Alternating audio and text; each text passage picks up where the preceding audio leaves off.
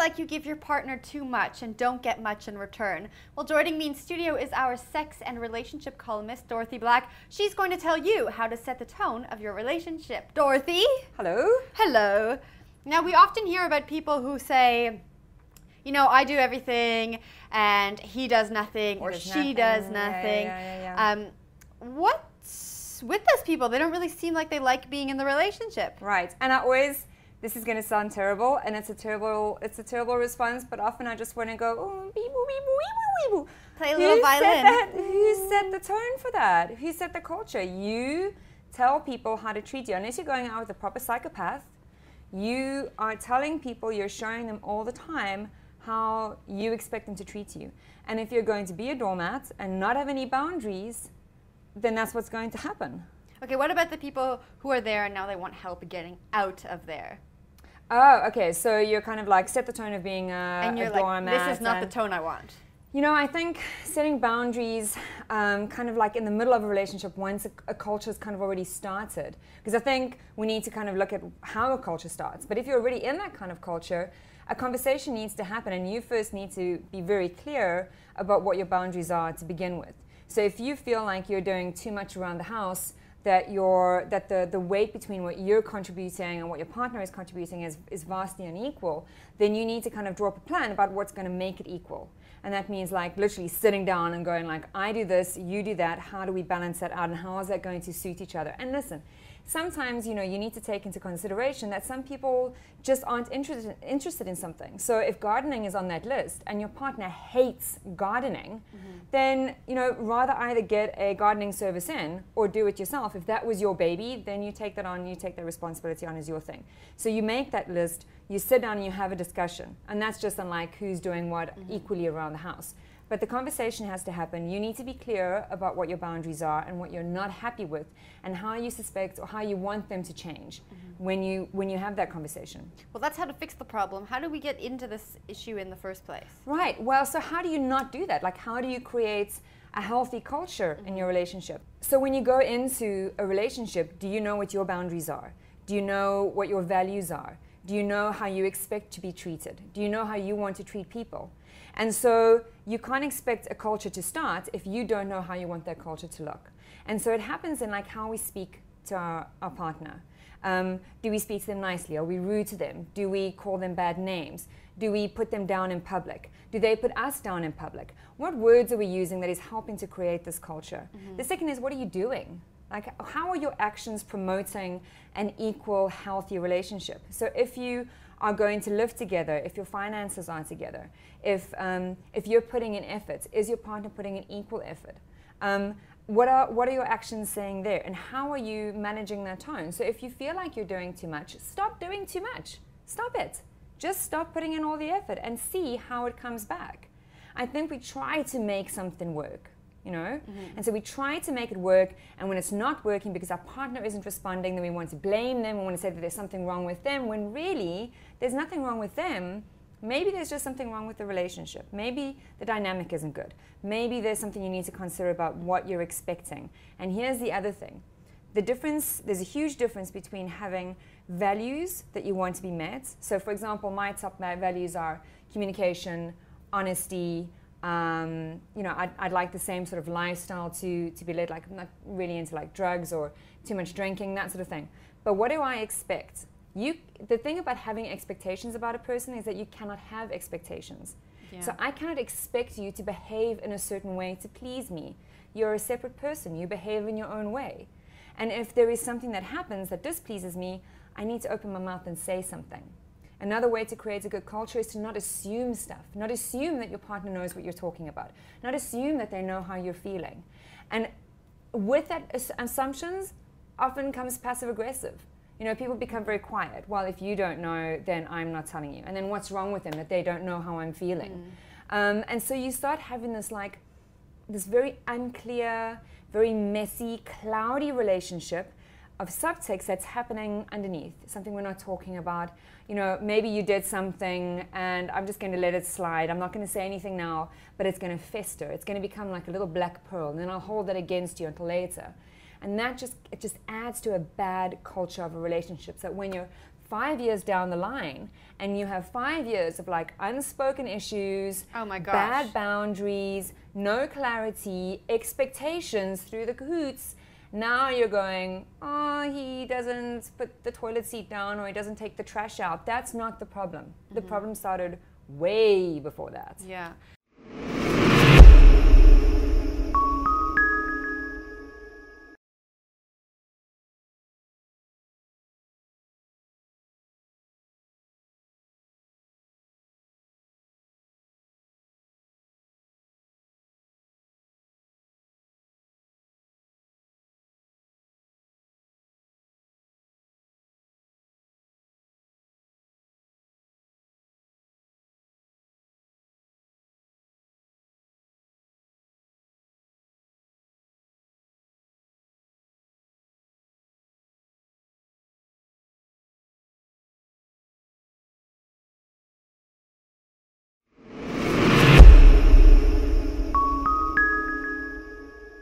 So it seems like, you know, the key to this, like most things, is to actually just sit down and communicate with each other. Yeah.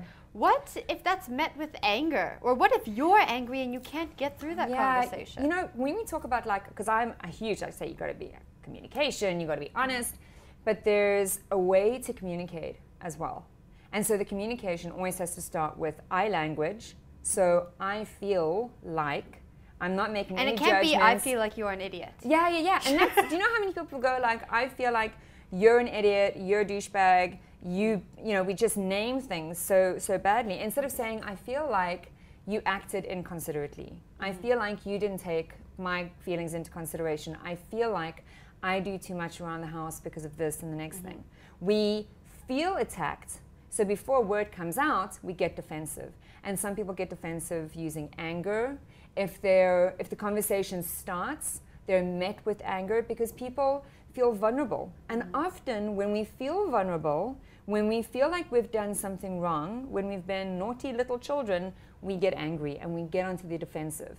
And so even if you're met with anger, assuming your language is good and you're not coming from an angry space, and you know what, never have a conversation with you're angry. If you're angry about something, boundaries that have been ignored, feelings that haven't been taken into consideration, rather go have those feelings, get them out, and then choose a time where you can sit down and speak rationally about it. And do not, if it gets to a point in the conversation where you feel like you and your partner are going to start saying things that are bad or unhealthy or going to just escalate, stop the conversation and move away. Give yourselves some space to think and to feel in it. And if you need to write some things down, because sometimes in the heat of the moment we forget about what we want to say, write it down. Go through it calmly. Start setting a new culture by starting to look at how you approach conflict. Because conflict doesn't have to be bad. It can be very regenerative and good for a relationship if it's managed well. And some relationships need that sit down and that conversation and the clearer boundaries to be put into place and the feelings to be on the table for any progress to be made. Otherwise, we just sit and we get quieter and quieter and quieter until we're sitting opposite a stranger and don't understand what happened to our marriage.